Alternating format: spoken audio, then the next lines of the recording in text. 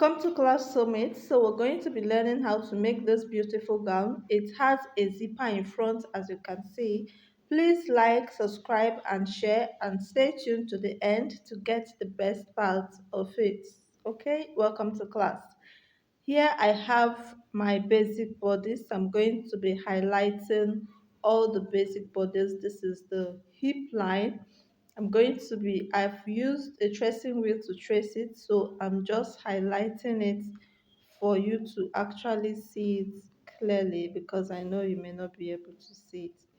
So I have the hip line below, I have the waistline, and this is the bust line. Okay, so I'm going to be marking the bust dart next, which is this, and that is the difference between the front half length and the back half length. So I'm marking the dart, which is half inch on both sides, okay, down to the hip line. So basically all we have to do is just to get our basic measurements, and from there we can now continue to do the other alterations. The gown is actually a very simple one, and if you follow through, if you follow along, you can actually do it. Now the main thing here is that the zipper is in front, and then below the zipper there is no seam line. Okay, the zipper is in front, but there is no seam line below the zipper. So we're going to be seeing how to attach the zipper without having a seam line. Now to the end of the gown is going to be a long one, so that when you insert the rope, it's going to draw it up. So to the length where you want, we're going to be creating an A line, and then from the hip line, which is a bit fitted, we're going to draw it down to the A line. So both the back and the front have done this, and I'm going to be cutting it out. Now for the underbust tightening, the gown is not snatched at the underbust, it's just a fitted gown.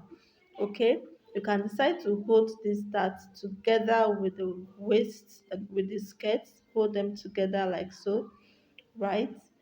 And also sew the bust dart, or you can decide to cut it out like I want to do, cut it out and close the waist dart.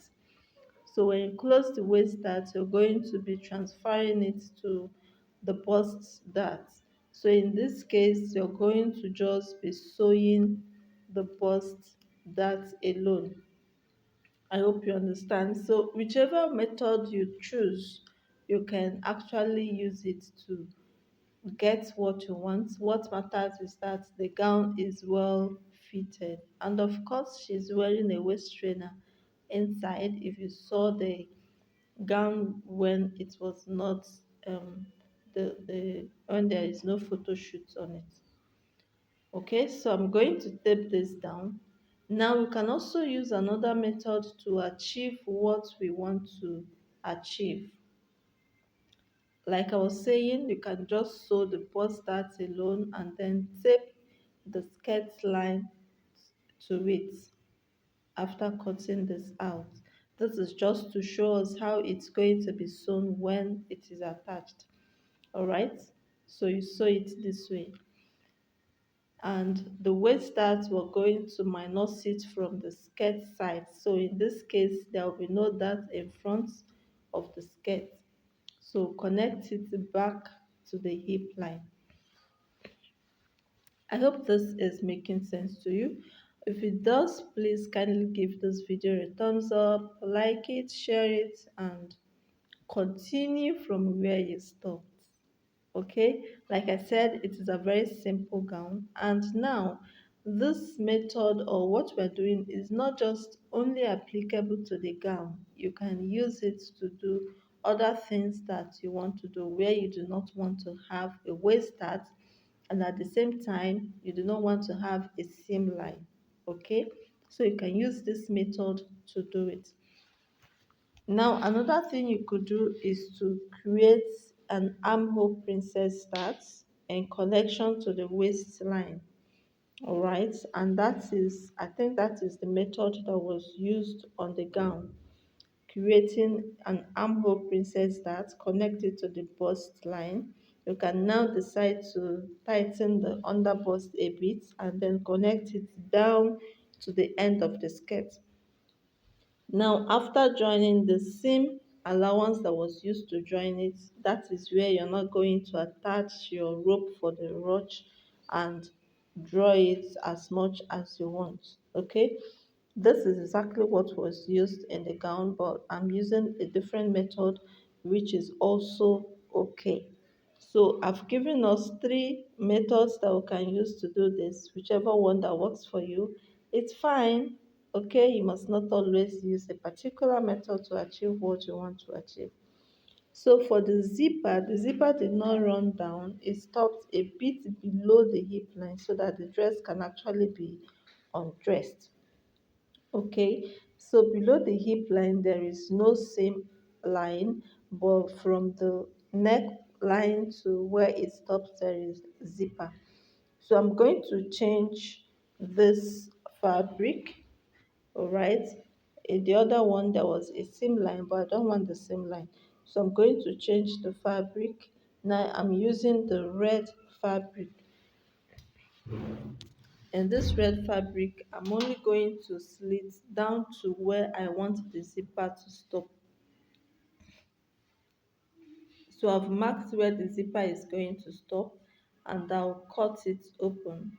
Of course, you need to add, you may decide to add zipper allowance. You may decide not to add zipper allowance. If you're adding zipper allowance, it's just because the front of the gown is quite the lower part is quite big, so it will just add to the fullness of the gown. But if not, you may not need any zipper allowance in the front. Okay, so I'll place my zip this way, turn it this other side, and stitch on top of it. Okay, I'm going to stitch on top of it. Just the way I placed it, I'll stitch on top of it. Okay, I'll still give half-inch seam allowance before stitching on it. So that is what I'm going to do now. Once you stitch it, use your pin to hold it down and then go into the sewing machine to stitch it. Now after stitching it, this is what we have, and I'm going to slit on the sides like so towards the end of the stitch of the zipper.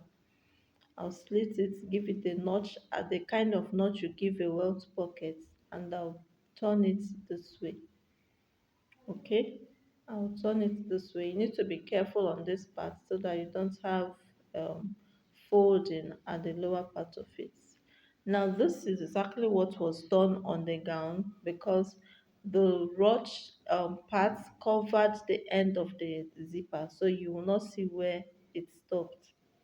All right, so we're now going to turn it this way and sew on the zipper like so. We're going to turn and sew on the zipper this way. So you take it to your sewing machine and sew it together with the zipper, and the other side as well. We're equally going to sew it starting from the line that where the notch stopped. That is where you're going to be sewing it. Okay, like I said, you have to be very careful so that it will not look so bad. Of course, it doesn't have to look so bad. So I'm going to the sewing machine now to put it together. So this is what we have. I've joined both the back and front together, and this is the zip. Now I did not actually make a strap for the ruch. I just sewed a loose stitch just to show us how it's going to be done. All right, starting from the waistline, and we're going to draw the ruch effect like so, and you can see that it's covering the end of the zip. So the purpose of this illustration is just to show us or illustrate to us how this can be achieved. I know most of us know how to do this ruch something, So it's just an illustration of what it is. Okay, now the back side of the gown possibly does not have a seam line. Okay, so this is the finished look. It's just an illustration and I hope you love it. All right, thank you for watching, and I'm going to see us in the next video. Bye.